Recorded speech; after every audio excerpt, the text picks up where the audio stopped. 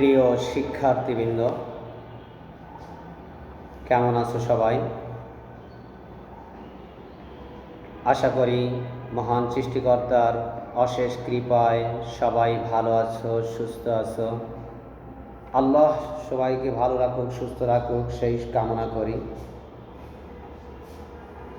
প্রিয় শিক্ষার্থীবৃন্দ, আমি Mohammad Abdul Alim, BSc honours, MSc রসায়ন,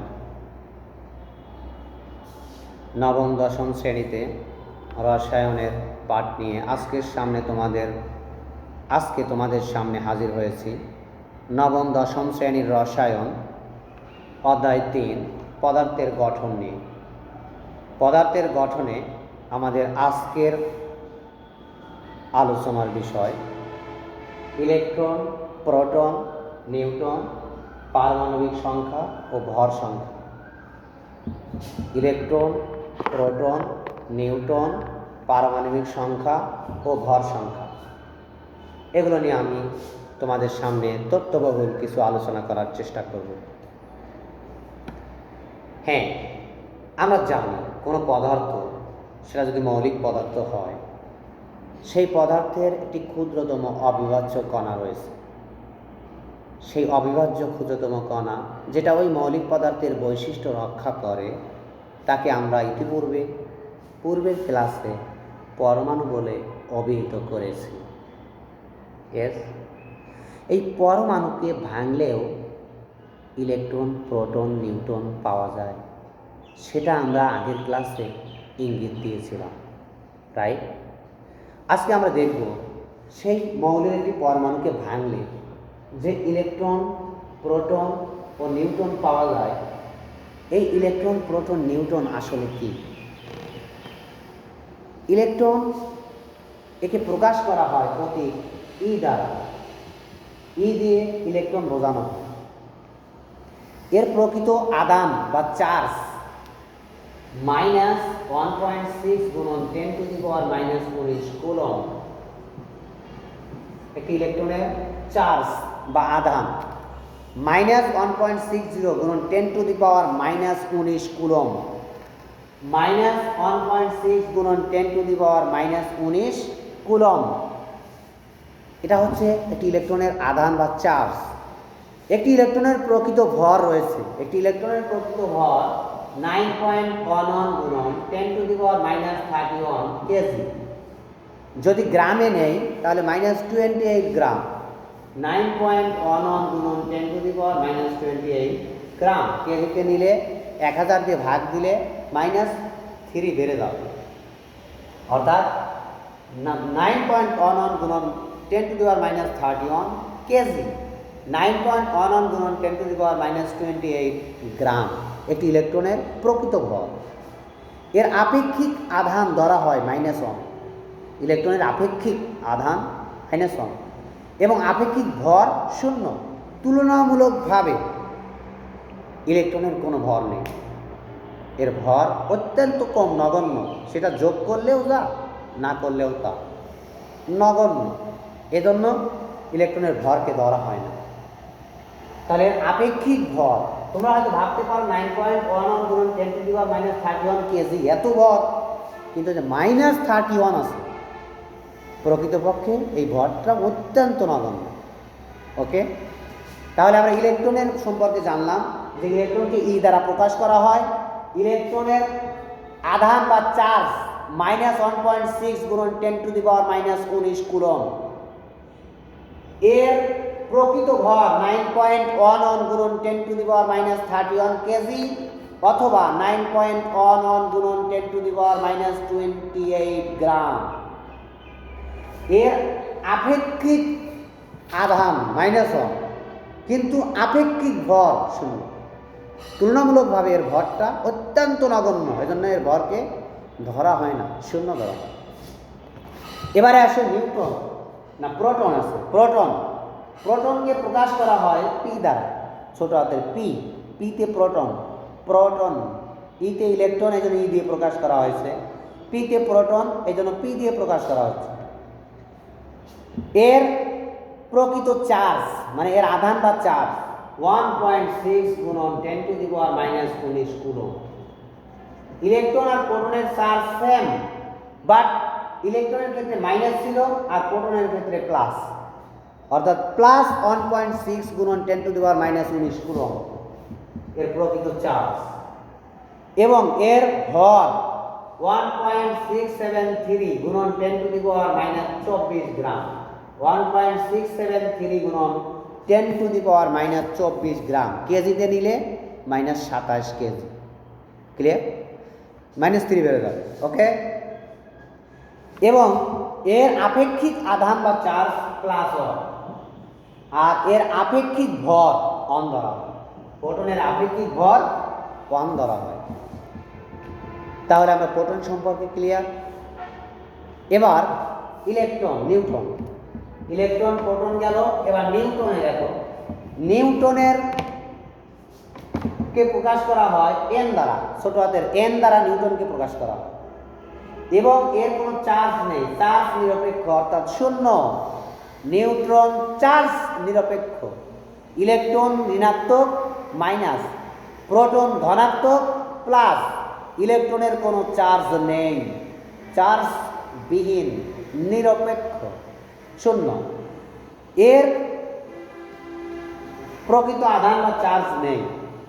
এর প্রকৃত ভর কত?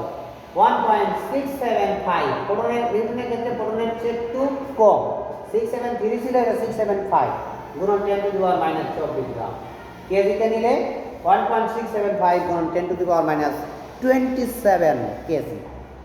ওকে, এর আপেক্ষিক আধান নেই, শূন্য, এবং ভর 1 ধরা হয়, আপেক্ষিক ভর 1 ধরা হয়। বিজ্ঞানী জে জে থমসন ইলেকট্রন আবিষ্কার করেছেন। বিজ্ঞানী রাদারফোর্ড প্রোটন আবিষ্কার করেছেন, এবং বিজ্ঞানী চ্যাডউইক নিউটন আবিষ্কার করেছেন। অর্থাৎ electron J J Thomson, J J Thomson, proton Rutherford, আর নিউটন চ্যাডউইক। নিউটন আবিষ্কার করেছে কে? চ্যাডউইক। এই তথ্যগুলো তোমাদের পরবর্তী জীবনে কাজে লাগবে, মেডিকেলের ভর্তি পরীক্ষায় এবং বিভিন্ন ভর্তি পরীক্ষায় কিন্তু এই প্রশ্নগুলোই আসে। সুতরাং আমরা ভালো করে এখন থেকেই পড়াশোনা করব সেই স্বপ্নকে বাস্তবায়নের জন্য। তাহলে নিউটন আবিষ্কার করে চ্যাডউইক, বিজ্ঞানী চ্যাডউইক, চ্যাডউইক। তাহলে আমরা রিভিউ করছি ক্লাসটা আবার। Electron, proton, Newton. Electron, proton, Newton. পরমাণুর নিউক্লিয়াসের ভিতরে প্রোটন আর নিউটন থাকে, প্রোটন এবং নিউটন। আমি যদি এটাকে একটা নিউক্লিয়াস বলি, পরমাণু, এবং নিউক্লিয়াসের ভিতরে থাকে প্রোটন এবং নিউটন। প্রোটনের চার্জ ধনাত্মক প্লাস, নিউটনের কোনো চার্জ নাই, শূন্য। এবং নিউক্লিয়াসের বাহিরে কতগুলো বৃত্তাকার শক্তি স্তর রয়েছে, যাকে অরবিট বলা হয়। আমরা পরবর্তীতে অরবিট নিয়ে আলোচনা করব। এই নিউক্লিয়াসের চতুর্দিকে যে বৃত্তাকার কতগুলো স্থির কক্ষপথ রয়েছে, যেই কক্ষপথগুলো দিয়ে ইলেকট্রন পরিভ্রমণ করে, যাকে আমরা অরবিট বলি, সেই কক্ষপথের বাইরে, নিউক্লিয়াসের বাইরে কক্ষপথে ইলেকট্রন থাকে। ইলেকট্রন, তাহলে ইলেকট্রন থাকে নিউক্লিয়াসের ভিতরে না বাইরে? হ্যাঁ, বাইরে। ইলেকট্রন থাকে নিউক্লিয়াসের বাইরে, আর ভিতরে থাকে তাহলে কে? প্রোটন আর নিউট্রন। পরমাণুর ভিতরে থাকে প্রোটন এবং নিউটন। নিউটনের চার্জই নাই, শূন্য। প্রোটনের চার্জ ধনাত্মক, তাহলে ভিতরের চার্জ কি? ইয়েস, ধনাত্মক। অর্থাৎ পরমাণুর নিউক্লিয়াসের চার্জ ধনাত্মক, কিন্তু পরমাণুর নিউক্লিয়াসের বাইরে থাকে ইলেকট্রন। কি সুন্দর একটা জিনিস! পরমাণুর নিউক্লিয়াসের ভিতরে যতটি প্রোটন থাকে, ওই পরমাণুর নিউক্লিয়াসের চতুর্দিকে ঠিক সেম সংখ্যক ইলেকট্রন থাকে। সুবহানাল্লাহ, আলহামদুলিল্লাহ। আল্লাহ পাকের কি নিদর্শন! একটা মৌলের পরমাণুর নিউক্লিয়াসের ভিতরে যতটা প্রোটন থাকবে, ঠিক তার নিউক্লিয়াসের চারদিকে ততটা ইলেকট্রন থাকবে। প্রোটনের চার্জ ধনাত্মক অর্থাৎ প্লাস, ইলেকট্রনের চার্জ ঋণাত্মক অর্থাৎ মাইনাস। এই ধনাত্মক চার্জ এবং ঋণাত্মক চার্জ সমান সমান হওয়ায় ধনাত্মক এবং ঋণাত্মক চার্জ পরস্পরকে প্রশমিত করবে, একটা আরেকটাকে কেটে দিবে, শূন্য হয়ে যাবে। অর্থাৎ পরমাণু চার্জ নিরপেক্ষ, সামগ্রিকভাবে একটা পরমাণুর চার্জ শূন্য। এই বিষয়গুলো, এই ধারণাগুলো আমাদের পরবর্তীতে রসায়ন বুঝতে সাহায্য করবে মাইন্ডে। তাহলে আমরা যতগুলো ইলেকট্রন পাচ্ছি নিউক্লিয়াসের বাইরে, ঠিক ততগুলো প্রোটন পাচ্ছি নিউক্লিয়াসের ভিতরে, এবং নিউট্রনও আছে প্রোটনের নিউক্লিয়াসের ভিতরে, কিন্তু নিউট্রনের কোনো চার্জ নেই। তাহলে সে থাকা এবং না থাকাটা চার্জের ক্ষেত্রে কোনো ভারসাম্য বা ব্যারিয়ার করে না, পার্থক্য তৈরি করে না। ওকে, এবার আমরা দেখলাম Thomson electron proton Rutherford Newton Chadwick আবিষ্কার করেছেন। তার ইলেকট্রন প্রোটন সম্পর্কে আমাদের মোটামুটি একটা ধারণা জন্মেলো যে ইলেকট্রন থাকে নিউক্লিয়াসের চারদিকে বিভিন্ন শক্তির স্তরে, আর প্রোটন থাকে নিউক্লিয়াসের ভিতরে, এবং সেই সাথে নিউক্লিয়াসের ভিতরে থাকে নিউট্রন। ইলেকট্রন প্রোটন এবং নিউট্রন মিলে একটা পরমাণু গঠিত হয়।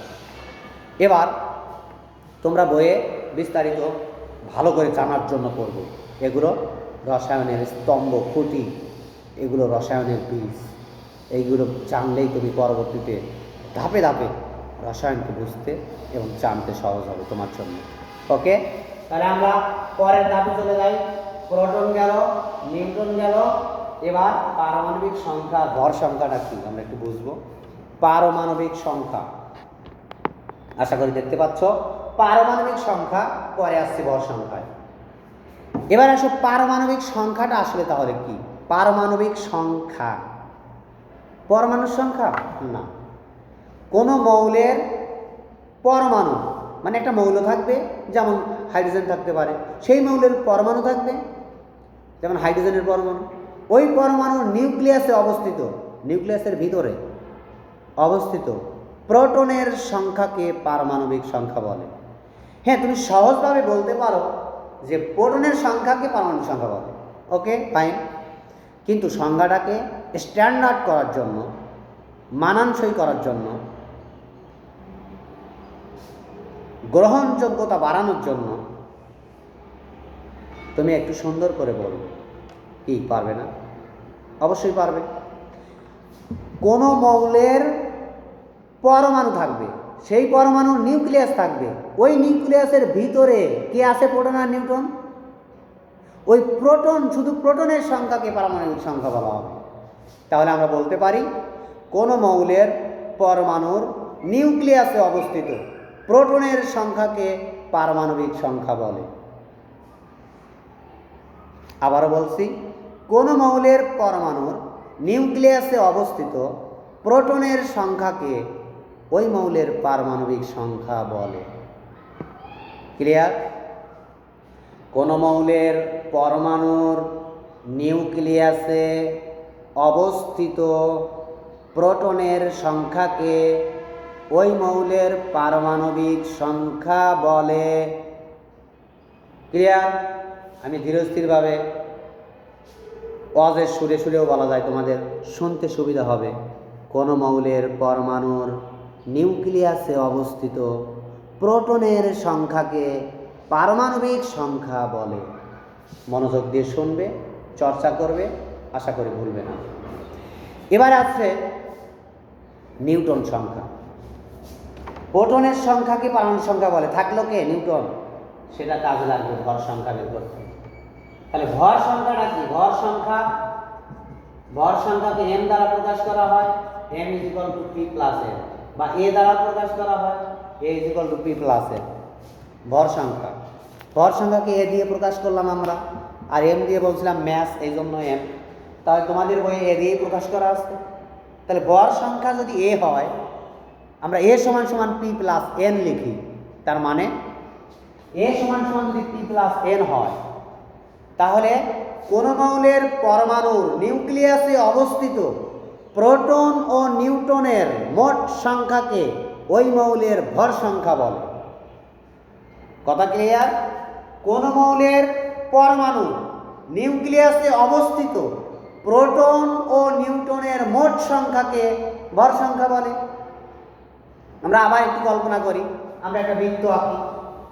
এই বৃত্ত হচ্ছে নিউক্লিয়াস, এর ভিতরে আছে পি আর এন, আর বাইরে আছে ইলেকট্রন। তাহলে ভর সংখ্যা আমরা বলবো কাকে? এই ভিতরের পি প্লাস এন প্রোটন এবং নিউট্রনের যোগফলকে। অর্থাৎ কোন মৌলের পরমাণুর নিউক্লিয়াসে অবস্থিত প্রোটন ও নিউট্রনের মোট সংখ্যাকে ওই মৌলের ভর সংখ্যা বলে। আমার কথাটা মনোযোগ দিয়ে শোনো, আবার বলছি, কোন মৌলের পরমাণু নিউক্লিয়াসে, কোন মৌলের পরমাণু নিউক্লিয়াসে অবস্থিত প্রোটন ও নিউট্রনের মোট সংখ্যাকে ওই মৌলের ভর সংখ্যা বলে। আশা করি এখন বুঝতে পেরেছ। তাহলে প্রোটন সংখ্যা এবং ভর সংখ্যা সম্পর্কে আমরা বিস্তারিত আলোচনা করলাম। এবার প্রোটন সংখ্যা, ভর সংখ্যা নিয়ে এবং নিউটন সংখ্যা নিয়ে একটি গুরুত্বপূর্ণ পাঠ তোমাদের পরবর্তী ক্লাসের জন্য উপহার দিব। সেটা হচ্ছে আইসোটোপ, আইসোবার, আইসোটন, আইসো ইলেকট্রন। ইনশাআল্লাহ আজকে এ পর্যন্তই। আবার দেখা হবে অন্য কোনো ক্লাসে। যাবার আগে সেই একই কথা, জীবনে সত্যিকারের মানুষের মতো মানুষ হতে হলে পড়াশোনায় মনোযোগ দিতে হবে। একটি মেগা সিরিয়াল অথবা একটি নাটক অথবা একটি তোমার মজাদার অনুষ্ঠান দেখতে তুমি যেমন মজা পাও, মনোযোগ সহকারে, তৃপ্তি সহকারে দেখো, ঠিক তেমনই প্রত্যেকটি বিষয়ের পড়াশোনা মনোযোগ সহকারে করতে হবে। যদি তুমি পড়াশোনা করে স্বাদ পাও, তৃপ্তি পাও, মজা পাও, পড়াশোনা করতে যদি তোমার ভালো লাগে, তুমি যদি প্রচুর পড়তে পারো, you can be a good person, এবং সত্যিকার অর্থেই তুমি তোমার স্বপ্নকে বাস্তবে নিয়ে আসতে পারবে। সেই প্রত্যাশা রেখে আজকের মতো এখানেই বিদায় নিচ্ছি। আল্লাহ হাফেজ।